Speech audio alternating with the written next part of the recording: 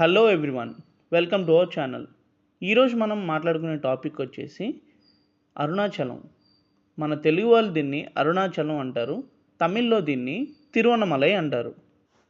అరుణాచలంలో ఆ రుణ అంటే పాపాన్ని హరించే, చలం అంటే కొండ, మొత్తం కలిపితే పాపాన్ని హరించే కొండ అంటారు దీన్ని.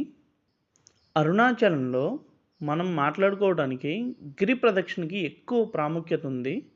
ఈ గిరి ప్రదక్షిణ ముఖ్యంగా 8 లింగాలు ఉంటాయి, 14 కిలోమీటర్ల డిస్టెన్స్ ఉంటుంది. ఇది మనం చెప్పులు లేకుండా కాలినడకతో నడవాలి. అలా నడవలేను అనుకున్నవారు ఆటోస్ అవైలబుల్గా ఉంటాయి. ఆటోకి వచ్చి 700 నుంచి 900 లోపల ఛార్జ్ చేస్తారు. గిరి ప్రదక్షిణకి ఏ లింగం నుంచైనా స్టార్ట్ చేసి మళ్ళీ మనం చుట్టూ తిరిగి అక్కడే ఎండ్ చేయాలి. ఎక్కువగా టెంపుల్కి మెయిన్ ఆలయం ముందు నుంచి స్టార్ట్ చేస్తారు. మళ్ళీ మనం అన్ని లింగాలు దర్శించుకొని అక్కడే ఎండ్ చేస్తారు. మన గిరి ప్రదక్షిణ భాగంలో మనం మొదటగా చూసే లింగం ఇంద్రలింగం. ఇది గుడి నుంచి కొంచెం దగ్గరగానే ఉంటుంది. ఈ ఇంద్రలింగాన్ని ఇంద్రుడు ప్రతిష్ఠించాడు కాబట్టి ఇంద్రలింగం అని అంటారు. ఈ లింగాన్ని దర్శించుకోవటం వల్ల సుదీర్ఘ జీవితం లభిస్తుందని నమ్ముతారు. మనం ఇంద్రలింగం దర్శించుకున్న తర్వాత వెళ్ళబోయేది అగ్నిలింగానికి. ఇంద్రలింగం నుంచి అగ్నిలింగానికి 1.5 కిలోమీటర్ దూరం ఉంటుంది. అగ్నిలింగం మనకి మెయిన్ రోడ్డు మీద ఉండదు, కొంచెం లోపలికి నడుచుకుంటూ వెళ్ళాలి. అగ్నిదేవుడు ఈ లింగాన్ని ప్రతిష్ఠించాడు కాబట్టి దీన్ని అగ్నిలింగం అంటారు. ఈ లింగాన్ని పూజించటం వల్ల దీర్ఘ వ్యాధులు అలానే సమస్యల్ని ఎదుర్కోవడానికి ధైర్యం వస్తుందని నమ్ముతారు. మేము ఈ అగ్నిలింగం దర్శించుకునే టైంకి ఒక 10 మినిట్స్ వరకు భారీ వర్షం పడింది. అది కూడా మా మంచికే అని నమ్ముకొని మళ్ళీ మేము మొదలుపెట్టాం. ఇలా అగ్నిలింగం దర్శించుకొని మనం నెక్స్ట్ వెళ్ళబోయే ప్లేస్ వచ్చేసి యమలింగం. అగ్నిలింగం నుంచి యమలింగానికి 1.7 కిలోమీటర్స్ దూరం ఉంటుంది. ఈ యమలింగాన్ని ప్రతిష్ఠించింది యమధర్మరాజు. మనం ఈ లింగాన్ని పూజించడం వల్ల మనకి దీర్ఘాయువు కలుగుతుంది, అలానే ఆర్థిక ఇబ్బందులు ఏమైనా ఉంటే తొలగిపోతాయని నమ్ముతారు.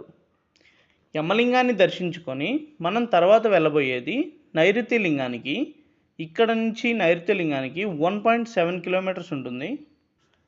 ఈ లింగాన్ని ప్రతిష్ఠించింది నైరుతి కాబట్టి దీన్ని నైరుతి లింగం అంటారు. ఈ లింగాన్ని మనం పూజించడం వల్ల ప్రతికూల చెడు ప్రభావం నుంచి బయటపడతాం అని నమ్ముతారు.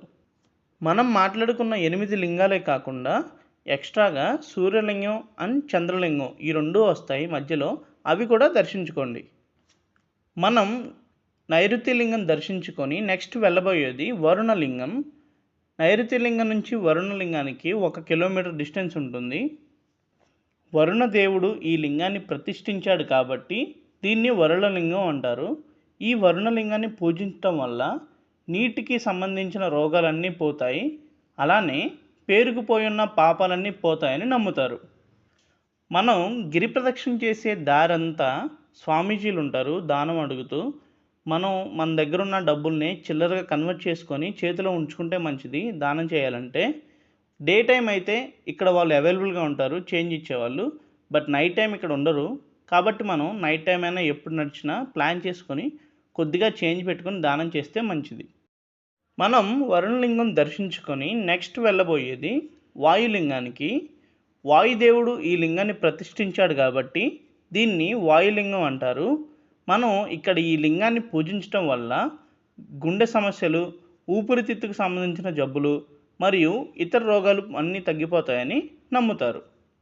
మనం గిరి ప్రదక్షిణ చేసే దారంతా తినడానికి తాగడానికి షాప్స్, టిఫిన్ సెంటర్స్ అవైలబుల్గా ఉంటాయి కాబట్టి మనం ఫుడ్ తీసుకొని వెళ్ళాల్సిన అవసరం లేదు, అక్కడే ఏదో ఒకటి తినేయచ్చు. ఎక్కువ బరువు మోసుకోకుండా కొంచెం తక్కువ అయితే కొంచెం బెటర్గా ఉంటుంది. మనలో ఎవరికైనా బాగా కాలు నొప్పులు అలాంటివి ఉంటే మనకి రోడ్ సైడే మసాజర్స్ టైప్లో మిషన్స్ ఉంటాయి. 20 రూపీస్ అలా ఛార్జ్ చేసి 10 to 15 మినిట్స్ లోపు మనకి మసాజ్ మిషన్ అయితే ఇస్తారు. అలా మసాజ్ చేసుకుని మళ్ళీ మనం స్టార్ట్ అవ్వచ్చు. మన గిరి ప్రదక్షిణలో మనం నెక్స్ట్ చూడబోయే లింగం వచ్చేసి కుబేరలింగం.